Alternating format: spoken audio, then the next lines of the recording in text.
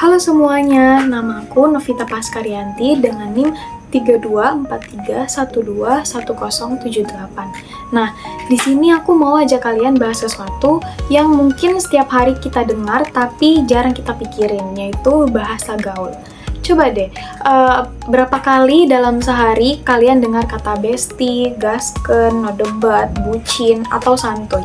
Kadang kita tuh bahkan pakai kata itu tanpa sadar, misalnya di chat, di caption, bahkan saat kita ngobrol langsung sama teman kita. Tapi apa sih sebenarnya makna di balik semua kata itu? Kenapa sih generasi kita, Gen Z, suka bikin dan pakai bahasa gaul yang baru tiap minggu? Nah, di video ini aku mau ngajak kalian lihat bahwa bahasa gaul itu bukan cuma tren, tapi juga bagian penting dari kebudayaan kita sebagai generasi muda. Yang pertama, bahasa dan budaya. Bahasa dan budaya ini adalah dua hal yang nggak bisa dipisahkan. Dalam teori kebudayaan, bahasa itu dipandang sebagai cermin budaya, yang artinya cara kita berbicara mencerminkan cara kita berpikir dan juga berperilaku sebagai manusia sosial. Kata-kata yang kita pakai, gaya bicara, bahkan ekspresi di media sosial itu menunjukkan nilai dan juga norma yang kita anggap penting.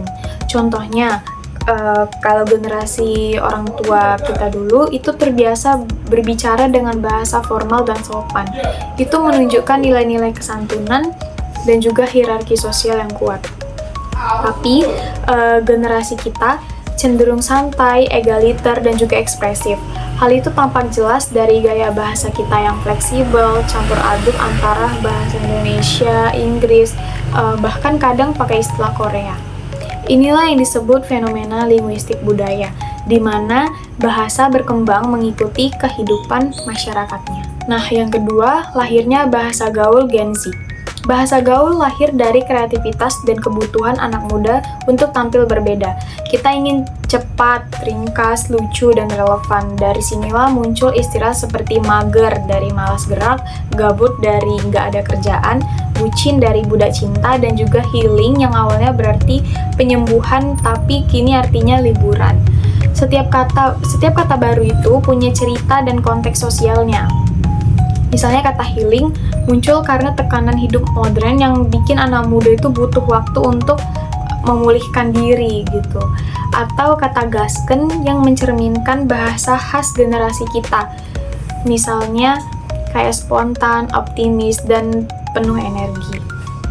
Perubahan bahasa ini juga didorong oleh media sosial, platform seperti TikTok, Twitter, Instagram, itu tuh jadi ruang tempat bahasa berevolusi sangat cepat. Satu kata tuh bisa viral dalam semalam aja, lalu jadi bagian dari percakapan nasional. Bahasa gaul tuh dengan segala bentuknya menunjukkan bahwa budaya digital membentuk cara kita berkomunikasi dan juga memahami dunia. Yang ketiga, bahasa gaul dan identitas sosial. Kalau dipikir-pikir, bahasa gaul itu bukan cuma soal kata, tapi juga soal identitas. Dengan bahasa gaul, kita tuh bisa menunjukkan siapa sih kita ini gitu, dari kelompok mana kita berasal, dan bagaimana kita ingin dilihat oleh orang lain. Misalnya, anak kampus yang sering pakai kata seperti gas, no debat, atau valid banget gitu kan. Mungkin dianggap lucu dan update, tapi kalau kita bicara begitu ke dosen, bisa dianggap kurang sopan. Nah, ini menunjukkan bahwa bahasa itu juga punya konteks sosialnya. Dalam teori kebudayaan, ini disebut sebagai identitas performatif, yaitu identitas yang dibentuk dan ditampilkan lewat tindakan, termasuk dari cara kita berbicara. Bahasa gaul juga bisa menciptakan batas. Orang yang ngerti bahasa gaul akan merasa satu frekuensi, sedangkan yang nggak ngerti bisa merasa out of place. Makanya bahasa gaul itu jadi semacam kode rahasia yang memperkuat solidaritas antar anggota kelompok. Jadi setiap kali kita ngomong bestie ke teman, sebenarnya kita itu lagi membangun hubungan sosial dan identitas kebersamaan. Nah, yang keempat, dampak sosial dan tantangan budaya. Tapi tentu aja semua efeknya itu positif. Bahasa gaul juga bisa menciptakan jarak antar generasi.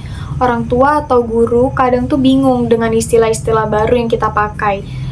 Selain itu, ada juga kekhawatiran bahwa bahasa gaul ini bisa menurunkan kemampuan berbahasa Indonesia yang baik dan juga benar gitu.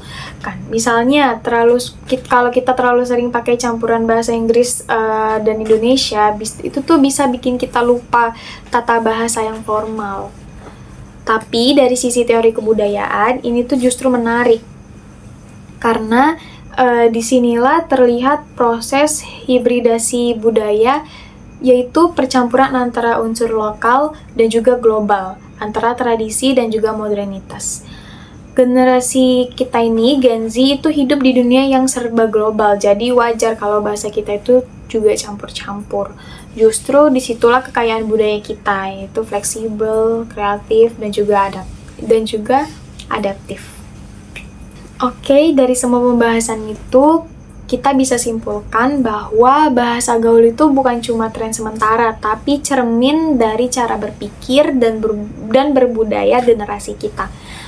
Bahasa berubah karena masyarakat berubah. Dari generasi kita, lalu ke Gen Z, lalu ke generasi Z, adalah generasi yang hidup di tengah arus teknologi, globalisasi, dan kreativitas tanpa batas. Lewat bahasa gaul, kita tuh bisa mengekspresikan diri, menciptakan makna baru, dan membangun hubungan sosial. Jadi, setiap kata yang kita ucapkan, entah itu healing, bestie, atau gasken, sebenarnya adalah bagian dari sejarah budaya modern. Yang penting kita itu tetap sadar konteks dan tahu kapan sih kita harus menggunakan bahasa gaul itu dan kapan harus bicara formal. Karena menjadi bagian dari generasi modern bukan berarti meninggalkan nilai-nilai sopan santun dan kebijaksanaan bahasa. Baik, aku Novita Paskaryanti dan inilah cara aku melihat budaya melalui bahasa. Terima kasih yang udah nonton, jangan lupa tinggalkan komentar. Apa sih kata gaul favorit kalian yang sering kalian pakai? Terima kasih.